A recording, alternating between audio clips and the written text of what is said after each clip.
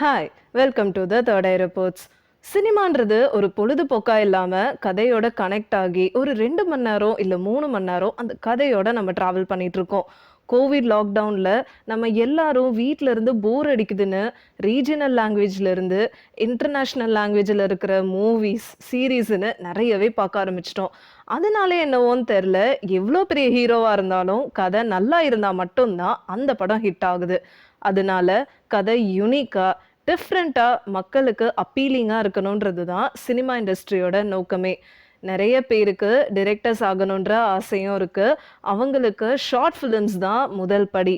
அதுக்கப்புறம் அவங்களுக்கு ரெகக்னிஷன் கிடைச்சு ஒரு ஃபுல் படம் வெளியில ரிலீஸ் பண்றதுன்றது ரொம்ப பெரிய விஷயம். அந்த வகையில இவங்களோட ஷார்ட் மூவிஸும் ரெகக்னைஸ் ஆகணும்னு லான்ச் பண்ணியிருக்கிறாங்க ஓடிடி பிளஸ் ஆப்.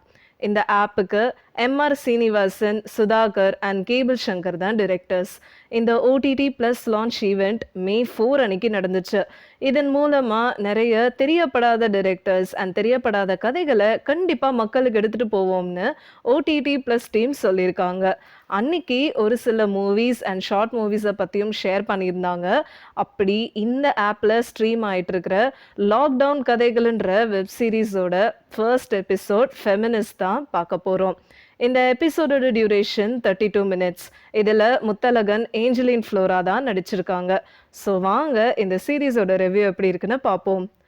டெக்னாலஜி வளர வளர ஹியூமன்ஸோட ரிலேஷன்ஷிப் அண்ட் பாண்டிங் கம்மி ஆயிடுச்சுன்னு தான் சொல்லணும்.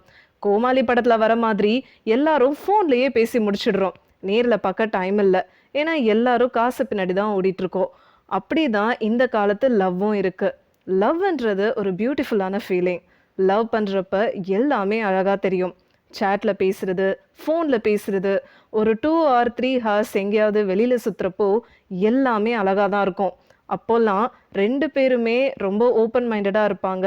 உடனே நமக்கு நல்லா சிங்க் ஆகுதுன்னு லிவ் இன் ரிலேஷன்ஷிப்பில் இருக்க ஆரம்பிக்கிறாங்க.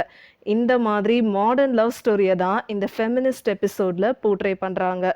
ஸோ ஹீரோவாக இருக்கிற முத்தழகனுக்கு கலை மேலே ரொம்ப ஆர்வம். அவருக்கு சினிமா, கதை, கவிதைன்னு எல்லாமே பிடிக்கும். அப்போதான் ஹீரோயினான ஏஞ்சலின் ஃப்ளோராவை மீட் பண்ணுறாரு. ஏஞ்சலின் கவிதை எழுதி அதை பப்ளிஷ் பண்ணுற ஒரு போயட்ரி ரைட்டர். இவங்களோட கவிதைக்கு ஃபேன் ஆகுறாரு நம்ம ஹீரோ. அப்படியே இவங்களுக்குள்ள சேட்டு அண்ட் ஃபோன் கால்ஸ் மூலமாக இவங்க ரிலேஷன்ஷிப் வளருது. அப்போதான் ஏஞ்சலின் தன்னோட ஃப்ரெண்டுக்காக சென்னைக்கு வரவங்க கோவிட் லாக்டவுன்னால ஹீரோவோட தங்கிடுற மாதிரி ஆயிடுது. 2 பேரும் ஒரே வீட்டில் இருக்கிறதுனால ஒருத்தர் ஒருத்தர் புரிஞ்சுக்கிட்டு லிவ்இன்ல இருக்கலான்னு டிசைட் பண்ணுறாங்க. இப்போதான் இவங்களுக்கு கொஞ்சம் கொஞ்சமாக பிரச்சனை வர ஆரம்பிக்குது. அதுவும் ஃபுல்லாக சோஷியல் மீடியானால. இதுக்கு 2 பேரும் பிரேக்கப்லாம் பண்ணிக்கிட்டாலும் கடைசியில் சமரசமாக பேசி அவங்களோட ரிலேஷன்ஷிப்பை தக்க வச்சுக்கிறாங்க.